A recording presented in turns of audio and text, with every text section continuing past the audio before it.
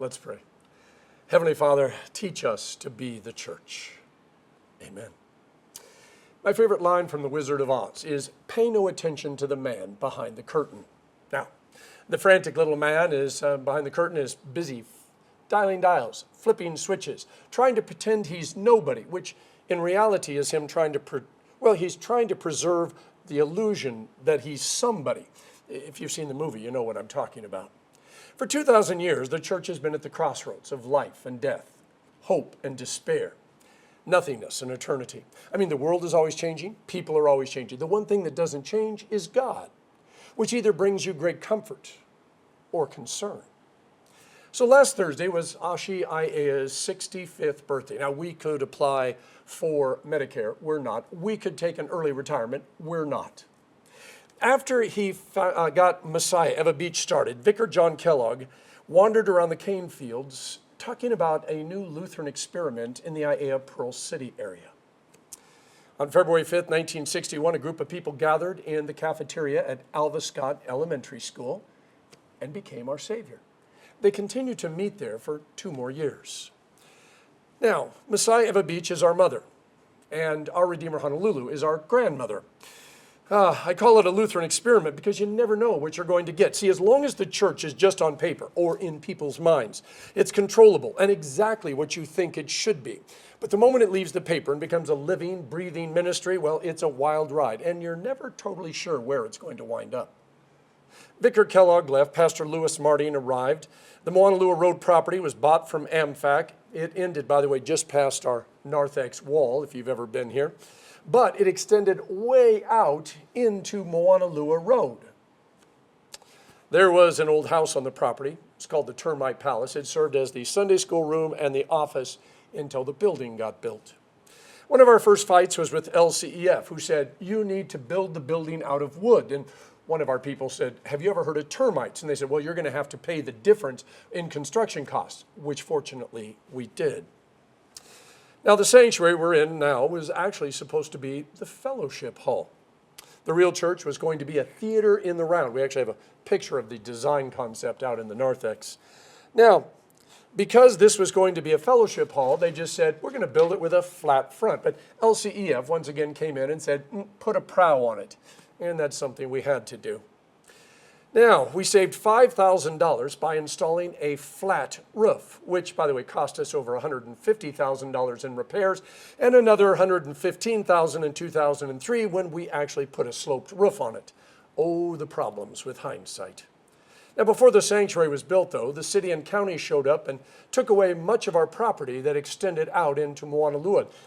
They wanted to widen the road, which at the time, by the way, was a 2-lane dirt road with wooden sidewalks, and they wanted to turn it into a 4-lane road with real sidewalks. The original parsonage, which was located in Foster Village, was sold. A new one was built on site. Pastor Martin left, Pastor Castens arrived, and the first thing he wanted to do was build a school. And so, for the first few years, the school worshiped and met up at St. Timothy Episcopal, right up the road. Now, over the years, we've had 5 pastors, 2 associate pastors, 1 vicar, 3 DCEs, 4 DCE interns, 8 seminarians, and a partridge in a pear tree. And the ministry experiment has not always gone perfectly. If you drive up into Pearl City off of Komomai Drive, you're going to find Calvary Church of Honolulu. We sold them that property so they could build there. The church bought that property hoping to expand the ministry, the school specifically, but it was not to be. We also had hoped to start a new church out in Kapolei, but the district decided that, well, they wanted one of the other churches to start it. It never got off the ground. We'd brought in an associate pastor who began to help in other ways, but, you know, some dreams are just not going to happen. Ministry is always an experiment. Our Savior's vision is not so much about what as why. See, it's easy to get lost in buildings, stained glass windows, programs, and shiny foo-foo. Nothing wrong with that unless the people began to worship those things instead of Jesus. And in our particular church hierarchy, that's actually a possibility. So when I arrived in 1990, everyone sat on gray metal folding chairs. And no, there was no padding. It meant you either had to keep the sermon short or lots of ups and downs to keep the blood flowing. Now, There was exactly one stained glass window. It's the round one at the entranceway. The same one that during a lock-in, 2 high school students, both children of school staff, tossed a football through. And as I was talking to the DCE and the students involved, one of the students, who's now, by the way, an F-15 pilot with the Air Force, said, "We've hit that window a million times before and it never broke." Yeah, it's also the same stained glass window that last year a homeless guy threw a rock through. The original air conditioning was installed in 1990, or 1970, when we built the school. And until a few years ago, we were the only Lutheran church in Hawaii with air conditioning. But the air conditioning only cooled exactly half the sanctuary, which was why in the early 90s, during a school May Day celebration, several of the kids passed out and had to be rehydrated. Every time we changed something, and along the way, we've changed quite a bit, we knew there would be those who would not be happy, which is why it always must be about the why and not the what. Each change was designed for a particular purpose. We did not always succeed, but we did always try. How close do you want to be to Jesus? Now, before you answer, you really need to think about it, because Jesus said if you are close to him and people know that you are close to him, they are going to hate you like they hated him. Now, but since the only way that you can be saved is to have Jesus carry you into heaven, it doesn't take a genius to see the tension that this creates. If I want to go to heaven, I have to be near Jesus. But if I'm near Jesus, the world isn't going to accept me. Being a follower of Jesus is not for the faint of heart. And gathering with other fellow believers just makes us a bigger target. On Sunday mornings, it is safe to assume that almost everybody in here is a follower of Jesus, or they are thinking about being a follower of Jesus. So we can stand pretty much right next to him without fear. But there are 168 hours in every week. And even if you stick around for coffee and Bible study and then come back maybe for an hour for workday or something else during the week, that still leaves you with about 160 hours where you live outside the church walls, where people are not always fond of people who stand next to Jesus. 65 years ago, you could talk about Jesus with your neighbor or at work and not worry about getting sued or attacked because of your faith. Christians were not always nice to each other. There was an awful lot of talk about, those Lutherans and those Catholics and those Methodists. But for the most part, churches tolerated one another because we did share the name Christian. Now, today's a different story. 29% of the United States is now religiously unaffiliated. Some are atheists, some are agnostics. The majority get their spirituality from anywhere except the church. The number of nuns, that's what they're called, N-O-N-E-S, meaning none of the above, is growing rapidly. In 1990, they were just 9% of the population, but growing at a rate of 1% a year. There are now as many nuns today as there are, evangelicals. Yeah. During this time, the church has remained behind the curtain, turning dials and flipping switches. And, when little Toto pulls the curtain back and Dorothy sees the church frantically turning dials and flipping switches, the church yells, "Pay no attention to the people behind the curtain." Which, by the way, would be the perfect thing to say if we wanted to point to Jesus and the cross and say, that's the only thing that matters. But often the church wants to hide behind the curtain, flipping switches and dialing dials and making the thunder roll and the lightning flash so we can impress people, so they can think it's about us and not Jesus. But people don't need to be impressed. They need Jesus. See, the truth is, church is where people come to make their last stand against God. We come here with all our excuses, ideas, problems, pains, and hurts, and we dare God to do something, anything about them.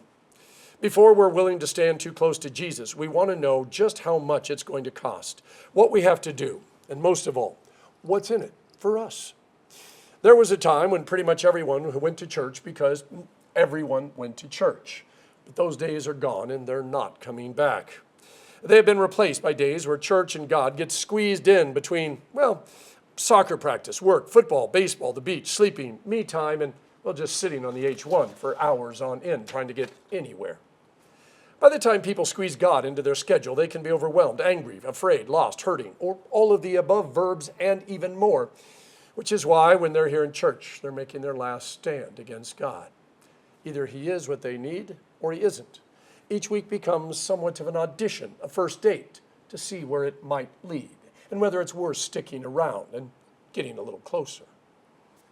20 years ago, my hometown newspaper ran an editorial claiming that if the Christian church wanted to survive, if it was going to be around in a few years, it was going to have to give up things like the Bible, virgin birth, Jesus is the only way to heaven, sin being something that's bad, and the resurrection. Now, I'm not sure what that leaves us with except buildings and maybe some stained glass windows and pews. But those are not and cannot be the church.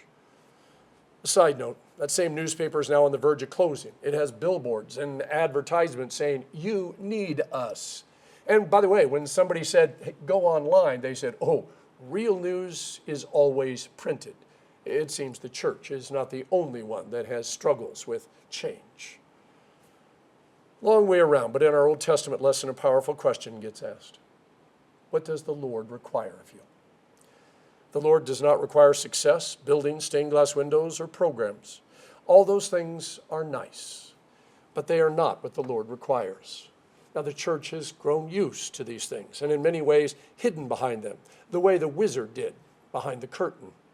All the turning dials and flipping switches made us feel like we were doing something, and we marked our success based upon the new buildings, the stained glass windows, the more comfortable pews, and how many programs we had. Prophet Micah says, what does the Lord require of us?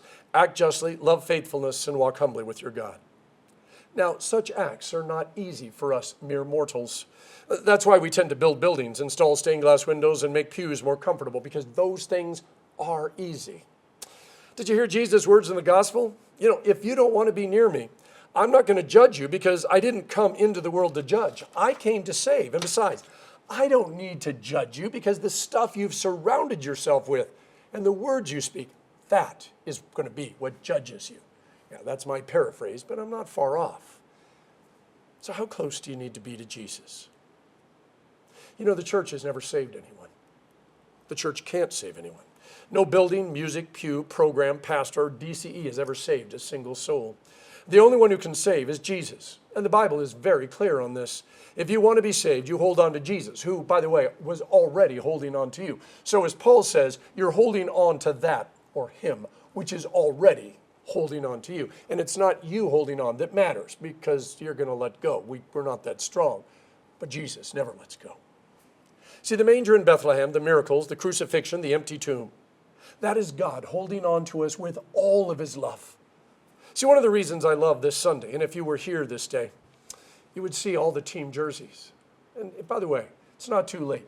Hit pause, run, get your favorite team jersey on and sit there. See, the jerseys that are in our sanctuary, some of them are mortal enemies. We come together not because we have one team or even one sport in common. We come together because we have Jesus in common. We aren't here because this building is the prettiest, because I'm the handsomest pastor. Yeah, we don't have the most comfortable pews. We do have organic recyclable coffee cups, though. But that's not why we're here. We're here because Jesus has chosen to make himself known in the water of baptism, the wine and bread of Holy Communion, and the fellowship of believers who just happen to root for different teams. It's why in Ephesians 4:11, St. Paul said, prepare God's people for works of service so that the body of Christ may be built up until we all reach unity in the faith. If not today, then one day. As we celebrate 65 years of ministry experiments, we know we're not done yet. Who knows what the years ahead will bring? Actually, Jesus knows, and that's the whole point.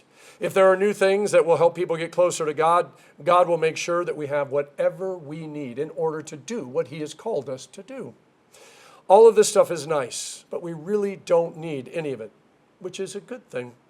Because if it all disappeared overnight, we'd still have Jesus and we'd still have one another. And that is what we really need. In the name of the Father, and of the Son, and of the Holy Spirit. Amen.